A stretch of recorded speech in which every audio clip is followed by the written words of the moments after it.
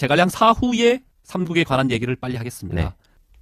제갈량 사후에 위연이 반란을 일으킵니다. 이 소설입니다. 연이. 네. 예. 이유는 뭐냐? 자기를 쓰지 않았다는 거예요. 아. 제갈량은 죽을 때 온갖 그 안배를 했지 않았겠습니까? 그렇죠. 사람을 어떻게 하고 뭐 국가 정책을 어떻게 할 것이며 했지 않겠습니까? 그렇게 막 했는데 자기를 별로 중요하지 않는 거야. 예.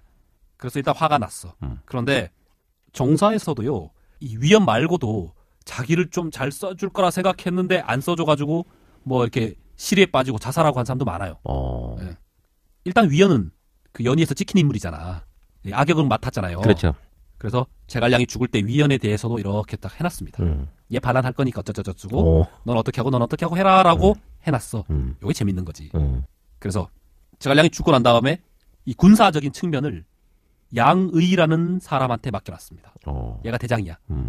그러니까 위연이 열받는 거지. 야, 내가 쟤보다 우수하고 공도 많이 세웠는데 왜 내가 쟤의 명령을 들어야 돼? 이렇게 하는 거죠.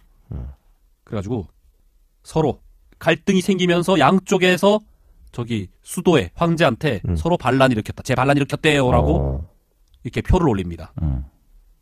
그런데 다 알아. 왜? 위연이 반란 일으켰다고 다 생각해요. 그게 공공연하게 위연이 이제 점수를 잃었기 때문에 그런 것 같습니다. 그래서 위연이 이제 군사적으로 진짜 반란을 일으켜요.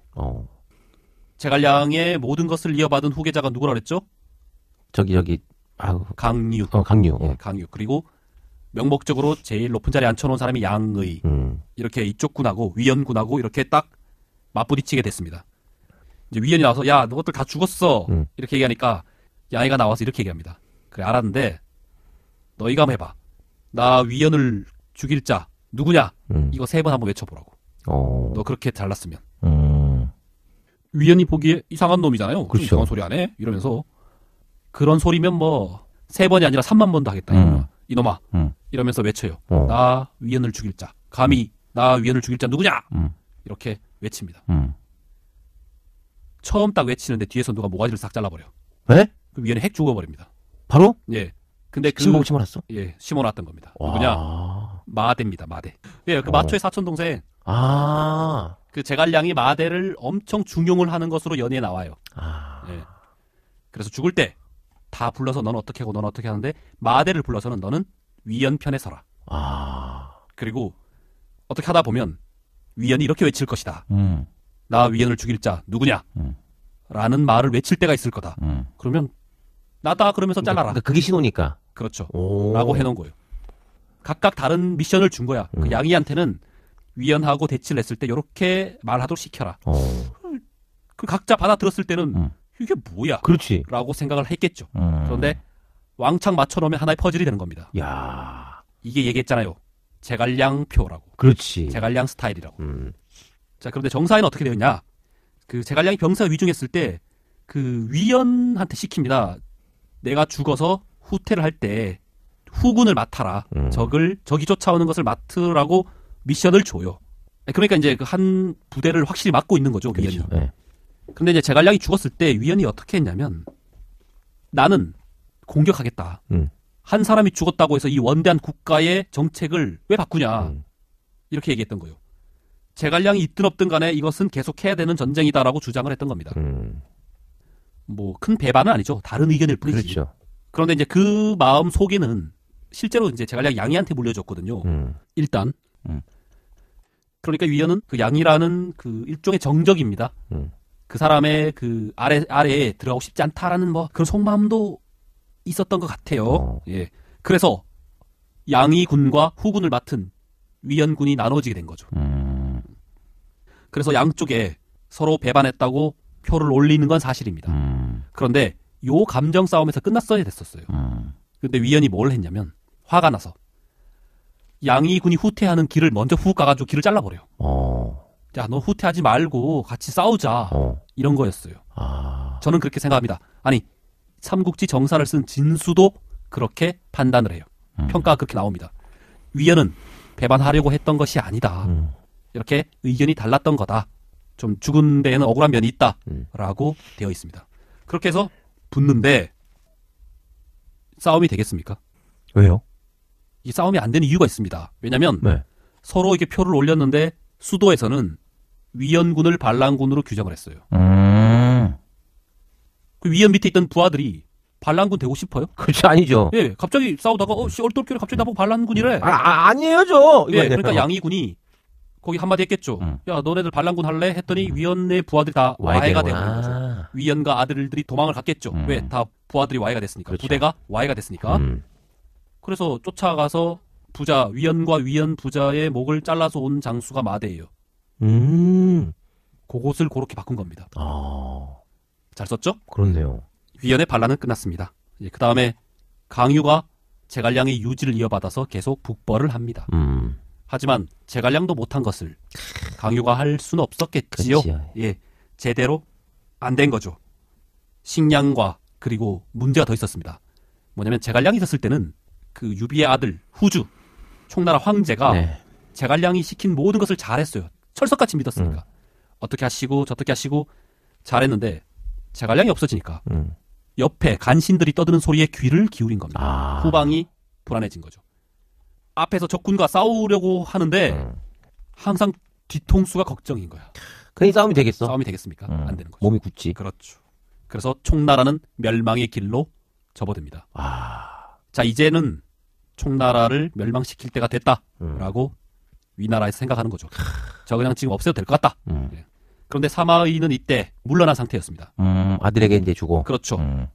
아들도 첫째 아들이 아니라 둘째 아들로 넘어갔습니다. 그러니까 사마의가 77세 죽었으니까 이때 죽고 없습니다. 예. 그래서 사마소라는 둘째 아들이 이 총나라 멸망전을 지휘를 합니다. 이미 있잖아요. 사마소가 둘째 아들인데 사마사가 첫째 아들이에요. 사마의에. 사마사가 이미 위나라를 거의 빼앗았어요. 거의 뭐 황제나 마찬가지였습니다. 왜 조조가 한나라 황제를 거의 허수아비로 만들었잖아요. 네. 사마의도 한나라 황제를 거의 허수아비로 만들었고 그 첫째 아들은 황제가 보는 앞에 황후의 목을 졸라서 죽일 정도로 힘이 셌어요. 막강했네. 그렇죠. 그래서 예전에 기억나십니까? 조조가 한나라 황제한테 막대하고 그다음에 복황후라고 잡아서 죽이는 사건이 벌어져요. 그리고 자기 딸을 황후에 앉힙니다. 그렇게 마음대로 했잖아요. 그렇죠. 사람들이 너 그대로 당할 거다. 저주를 했는데 그대로 당한 거예요. 사마씨들한테 조조의 자손들이 그대로 당합니다. 이야, 참. 그래서 나중에 후세 사가들이 망탁조의라 그래요. 왕망, 동탁, 조조, 사마의 그 뒷자리를 따서 망탁조의. 뭐냐? 나라를 망하게 했던 간신들. 그래서 사마의도 거기에 들어있잖아, 맨 끝에. 예. 예. 그 아들 사마사가 그 짓을 하고 그리고 두 번째 아들 그 사마사가 일찍 죽어요. 그 사마소가 지금 지휘를 하고 있습니다. 그때 사마소가 그 명장들을 동원을 해요. 그때 등장했던 명장이 등애라는 명장입니다. 월탄 삼국지는 등예라고 되어 있는데요. 등애가 맞습니다. 그리고 종회라는 장군, 종회가 더 높습니다. 등애보다. 이렇게 지휘하에 칩니다. 간단하게 설명을 하면 이렇습니다. 정사를 보면 그 위가 이제 촉을 멸망시키기 위해서는 그 수도, 성도로 가야 되는데 거기에는 길이 두 가지가 있습니다. 메인 도로가 있고 샛길이 있는 거죠. 메인은 이제 검각이라는 그 관이 막고 있어요. 관이 뭐라 그랬죠? 산이 거의 병풍처럼 쳐져 있으면 중간에 올 수 있는 길, 거기를 막고 있는 것. 그것이 관인데 거기를 강유가 막고 있습니다. 웬만한 대병이 오지 않고서는 뚫을 수가 없어요. 경제성이 떨어지는 거지. 그렇죠. 네. 그래서 위나라는 샛길을 선택합니다. 은평교두, 뭐 양환관구, 뭐 이렇게 하는데 그 종회가 이끄는 종회라는 대장군이 이끄는 메인 군이 일단 검각은 공략을 실패를 하고 그 샛길들을 공격을 합니다. 그런데 강유가 더 방비를 철저히 해야 한다. 이 샛길들을 라고 했는데 그 황호라는 환관 간신이 하나 있었습니다. 꼭 환관 이 애들이 문제구만. 가끔 문제를 하죠. 그러니까 황호라는 환관이 간신 환관도 간신이 될 수 있습니다. 왜냐하면 환관도 관리이기 때문입니다. 거기 막을 필요 없다. 내가 이렇게 점을 쳐봤더니 미신을 믿었어요. 저기는 놔둘 필요 없다. 저는 어차피 험해서 못 온다. 라고 했는데 꼭 글러오죠. 강유의 건의가 그렇게 묵살된다라고 촉서에 나와 있습니다. 그렇게 방비를 좀 허술히 하면 당연히 거기가 뚫리겠죠. 그렇죠. 예. 종회가 그쪽을 뚫습니다. 뒤늦게 뭐 강유가 막아보려고 했는데 잘 안 됐고, 자, 일단 뚫어놨더니, 자, 그쪽을 통해서 등해가 진출을 합니다. 거기를 뚫고도 길은 뭐 험한 길이 갑자기 뭐 뻥 넓어지는 거 아니잖아요. 그렇죠. 계속 험한데 정사에 보면 사람이 살지 않는 길, 거의 다니지 않는 길을 뚫고 나왔다라고 되어 있습니다. 연희에는 어떻게 되어 있느냐? 낭떠러지 같은 것을 자기 몸을 모포로 말고 이렇게 막 내려오는 장면이 나와 있습니다. 거의 뭐냐? 암벽 레펠. 와, 공수부대 스타일인데. 거의요. 거의 특수전 하듯이 내려와서 허를 찌른 겁니다. 예. 그래서 중간에 면죽이라는 일단 성도로 가기 위한 가장 큰 관문 제갈첨이라는 장수가 지키고 있었는데 제갈량의 아들이죠. 그것을 뚫습니다. 그러니까 이미 뭐 게임이 끝난 거죠. 그래서 등해가 성도를 포위를 하고 항복을 받아냅니다. 거의 뭐 저항파도 있었지만 대부분 다 그냥 저 안 됩니다. 항복해야 됩니다.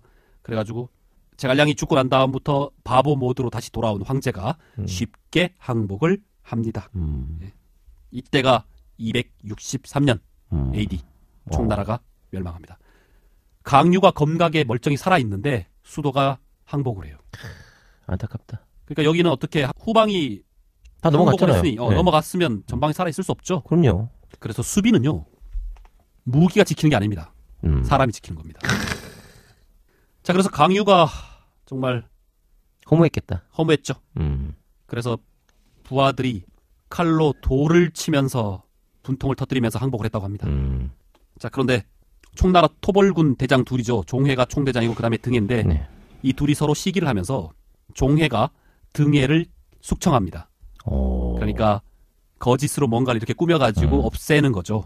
등해는 굉장히 훌륭하고 충성스러운 장수였는데 어이없게 죽습니다.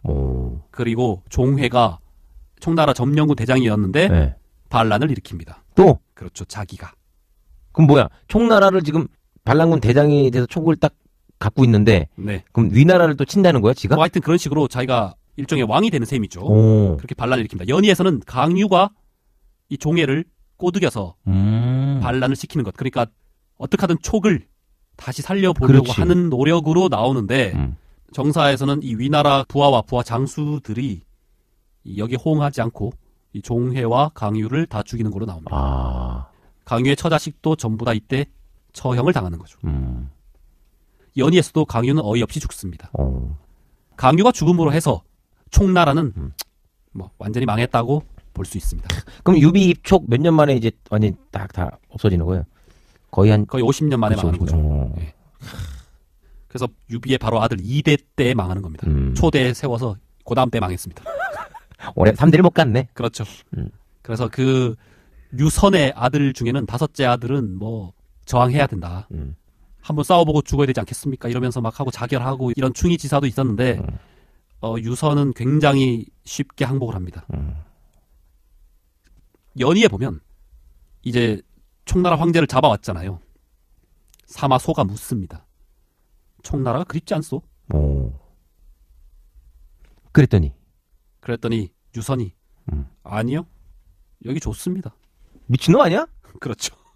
그래서 야, 자질이 없구나 걔는. 뭐 거의 그런 식으로 나옵니다. 그래서 사마소가 총나라 왕한테 안락공이라고 편안하고 즐겁다라고 이름을 붙여줍니다. 야, 그 쪽팔린 건데. 그렇죠. 그리고는 편안하게 살게 해줍니다. 왜? 바보니까. 소설에 그렇게 나오는 거죠. 그렇죠. 그런데 이게 정사에 있습니다. 똑같지? 비슷한데 좀 더 합니다. 에? 진서 문제기에 보면 네. 이렇게 질문을 해요. 그러니까 자, 여기가 좋아요. 이렇게 대답을 해요. 한 번 더 물어요. 진짜 좋습니까? 라고 물었더니 같이 끌려왔던 신하들이 그 촉의 과거의 신하들이 네. 너무 쪽팔리잖아요. 네. 좀 다르게 좀 얘기 좀 하세요. 그랬더니 그 유선이 아니요.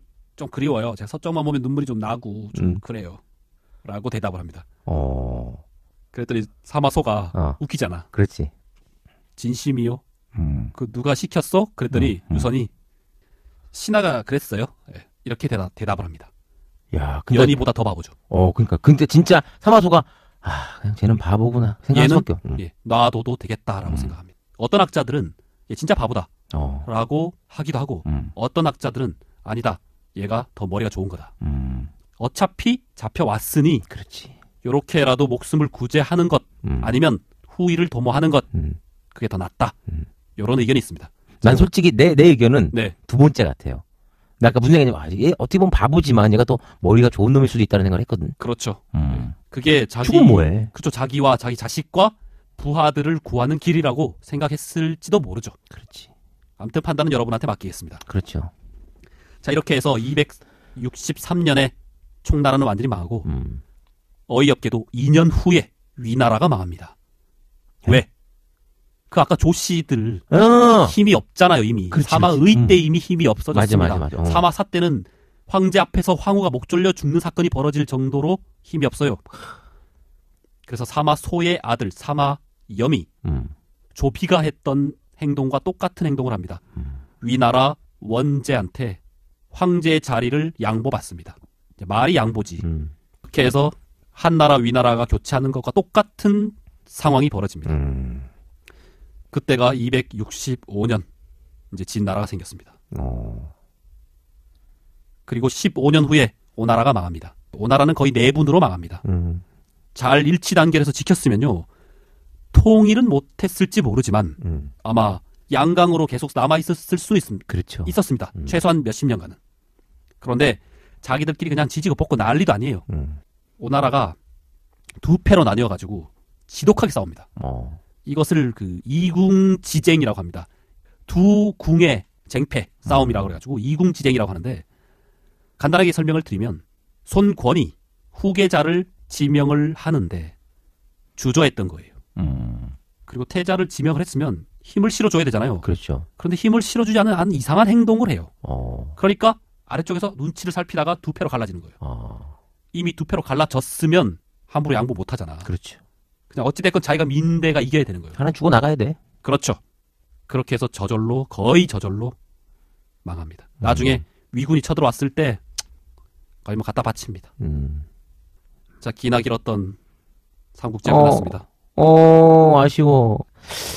허석사. 네. 예전에 삼국지를 처음 접했을 때가 몇 살 때죠? 초등학교 2학년이었던 것 같은데요. 그때 삼국지를 처음 읽어보고. 네. 어떤 생각이 동화책 같은 걸로 읽었죠. 어땠어요? 그냥 치고받고 싸우니까 재밌었죠. 그리고 또 지금의 느낌은 또 어떤지 한번 궁금해지네요. 삼국지 연의는 정말 훌륭한 고전으로서 진짜 인정을 하고요. 역사를 이해하는 좋은 수단이었다. 그래서 무한히 감사하고 그렇게 생각합니다.